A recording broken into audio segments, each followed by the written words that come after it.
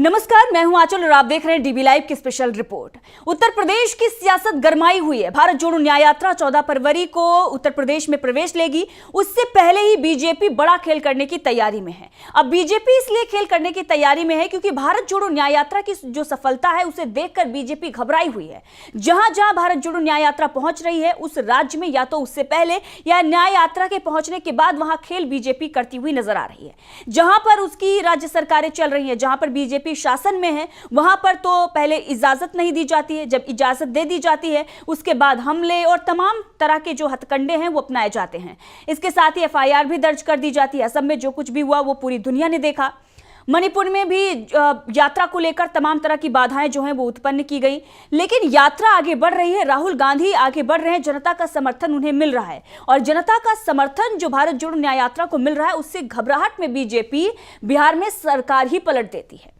जैसे ही राहुल गांधी बिहार पहुंचने वाले होते हैं उससे पहले नीतीश कुमार पहुंच जाते हैं एनडीए में और फिर झारखंड पहुंचने वाली होती है यात्रा। उससे पहले भी जो वहां के मुख्यमंत्री हैं उन्हें गिरफ्तार कर लिया जाता है। दरअसल विपक्ष जो है वो आरोप लगा रहा है कि उन पर दबाव बनाया जा रहा था कि वो बीजेपी के साथ आ जाएं, एनडीए में शामिल हो जाएं, इंडिया गठबंधन को वो छोड़ दें। जब उन्होंने साफ मना कर दिया तो उन्हें उठाकर जेल में डाल दिया गया और ईडी और सीबीआई जो है वो सक्रिय हो गई है। विपक्षी नेताओं पर एक तरीके से दबाव बनाया जा रहा है कि इंडिया गठबंधन छोड़े, एनडीए में शामिल हो जाएं, क्योंकि बीजेपी को ऐसा लग रहा है कि वो लोकसभा चुनाव में मजबूत स्थिति में नहीं है। उसमें घबराहट है, उसमें डर है। जनता का समर्थन विपक्ष को मिलता हुआ नजर आ रहा है और इसीलिए बीजेपी घबराहट में आकर अब उत्तर प्रदेश में भी एक बड़ा खेल करने की तैयारी में है। खेल करने की तैयारी में बीजेपी फोकस कर रही है कि 80 लोकसभा की सीटें हैं उत्तर प्रदेश में। ऐसे में भारत जोड़ो न्याय यात्रा वहां पहुंचेगी, वहां किसानों का मुद्दा उठेगा, तमाम मुद्दे राहुल गांधी उठाएंगे और बीजेपी वहां फंस जाएगी। इसीलिए वहां पर किसान नेता जयंत चौधरी को अपने पाले में लाने के लिए वो खबर चलवा रही है। हालांकि जयंत चौधरी से बीजेपी के बीच में क्या कुछ बातें हो रही हैं ये अभी निकलकर सामने नहीं आई है, लेकिन एक बयान आरएलडी के नेता का जरूर सामने आया है, जिसके बाद जयंत चौधरी ने अपने प्रवक्ताओं पर बैन लगा दिया है।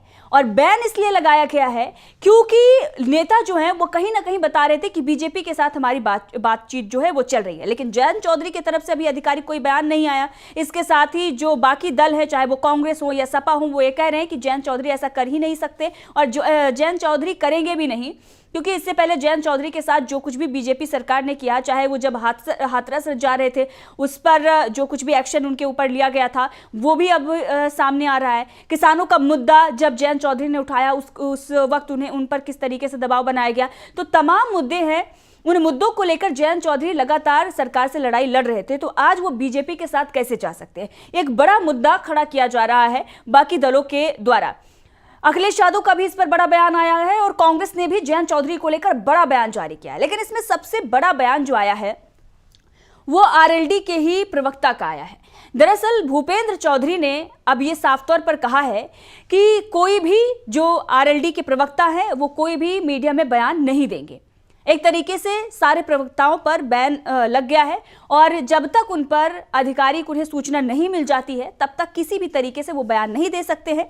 ये बड़ा बयान जो है वो भूपेंद्र चौधरी का आया। क्या कुछ उन्होंने कहा है वो बयान आपको दिखाते हैं और बताते हैं कि भूपेंद्र चौधरी ने किस तरीके से ये बताया है कि उनके पार्टी के जितने भी प्रवक्ता हैं वो अगली सूचना तक, अगर अगली सूचना उनके पास आएगी तभी वो बयान दे पाएंगे। अगली सूचना आने तक आरएलडी का कोई भी नेता किसी भी तरह का मीडिया में बयान ना दे, ना ही किसी भी डिबेट में जाए। हाँ, भूपेंद्र चौधरी ने यह लिखा है कि भूपेंद्र चौधरी ने यह कहा है कि पार्टी का हर कार्यकर्ता चौधरी जयंत सिंह जी के निर्णय के साथ है। दल की गरिमा बनाए रखने के लिए आरएलडी पार्टी का कोई भी नेता अगली सूचना आने तक किसी भी तरह का कोई बयान मीडिया में ना दे, ना ही किसी डिबेट में जाए, अन्यथा वो पार्टी का आधिकारिक बयान नहीं, उनका व्यक्तिगत बयान ही माना जाएगा।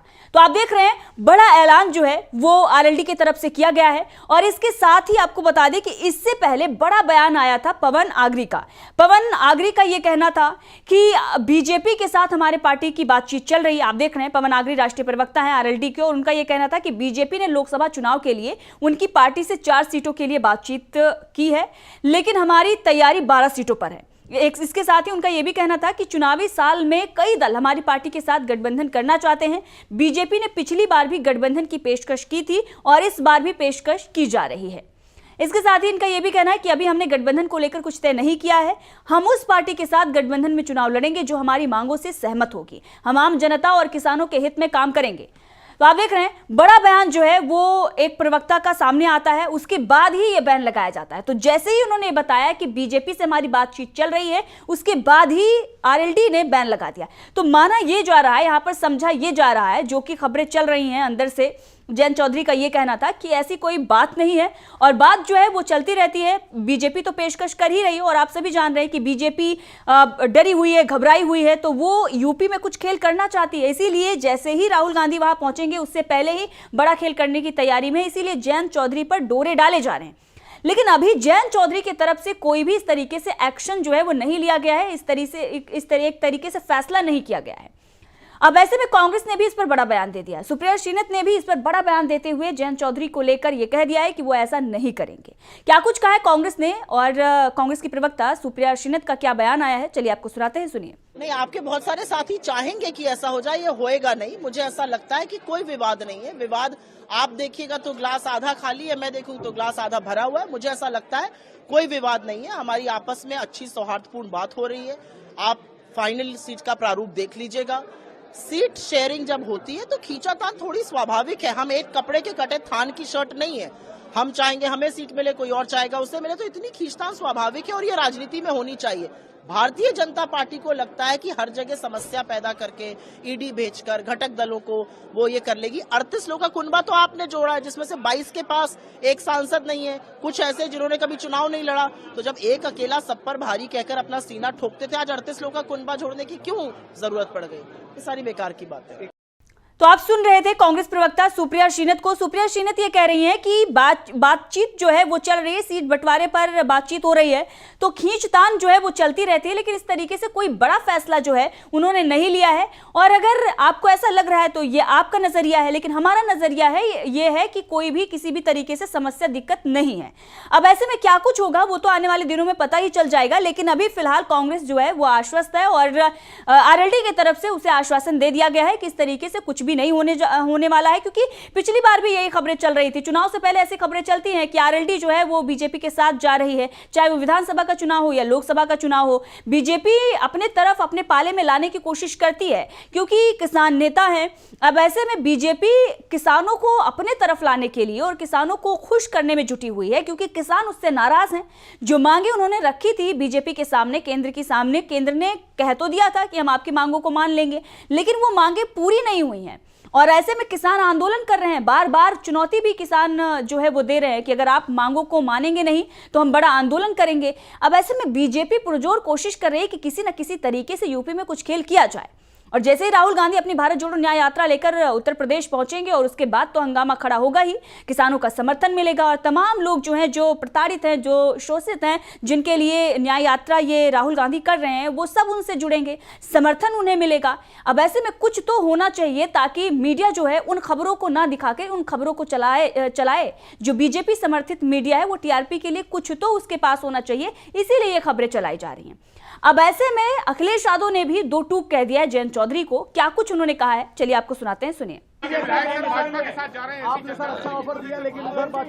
जयंत चौधरी जी बहुत सुलझे हुए इंसान हैं, बहुत पढ़े लिखे हैं, राजनीति को वो समझते हैं। मुझे उम्मीद है कि किसानों की लड़ाई और उत्तर प्रदेश की खुशहाली की तरफ जो संघर्ष चल रहा है, उस लड़ाई को वो कमजोर नहीं होने देंगे। सर, आप न्याय यात्रा में शामिल होने तो आपने सुना अखिलेश यादव को। अखिलेश यादव ये बता रहे हैं कि जयंत चौधरी पढ़े लिखे नेता हैं और राजनीतिक सूझबूझ उनकी बहुत अच्छी है, इसीलिए वो कुछ ऐसा फैसला नहीं करेंगे जो किसानों के हित में ना हो।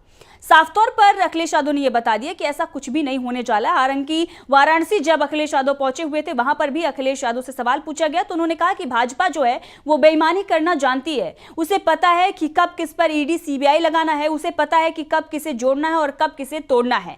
तो इस तरीके का बयान भी अखिलेश यादव का सामने आ चुका है। लेकिन इसी बीच ओपी राजभर ने भी बड़ा खुलासा कर दिया है, सनसनीखेज दावा उन्होंने कर दिया और यह कह दिया है कि 12 फरवरी को आरएलडी जो है वो एनडीए में शामिल हो जाएगी। अब ओपी राजभर के सूत्र जो हैं वो उन्हें बता रहे हैं या उन्हें बाकी जानकारी मिली है, लेकिन एनडीए में शामिल दल सुभासपा जो है वो इस तरीके से दावा कर रही है।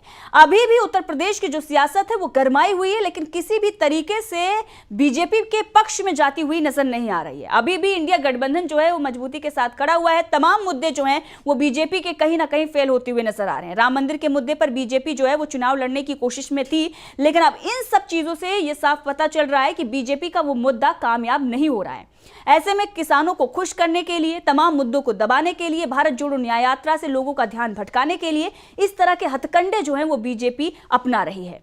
अब जयंत चौधरी जा रहे हैं या नहीं जा रहे हैं, ये जो कुछ भी हुआ है इससे आप तय कर सकते हैं, लेकिन आने वाले दिनों में क्या कुछ होता है, जो भी अपडेट रहेगी वो आप तक पहुंचाते रहेंगे। लेकिन फिलहाल इस वक्त की सबसे बड़ी खबर यही रही है कि जयंत चौधरी ने अपने प्रवक्ताओं पर बैन लगा दिया है, क्योंकि इससे पहले एक प्रवक्ता ने बयान दे दिया था और यह कहा था कि हाँ, हमारी बीजेपी से बातचीत चल रही है। तो जयंत चौधरी शायद उसी से आहत हुए और उसके बाद उन्होंने अपने नेताओं से बयान देने से मना कर दिया। तो देखते रहे डीवी लाइव में आचर।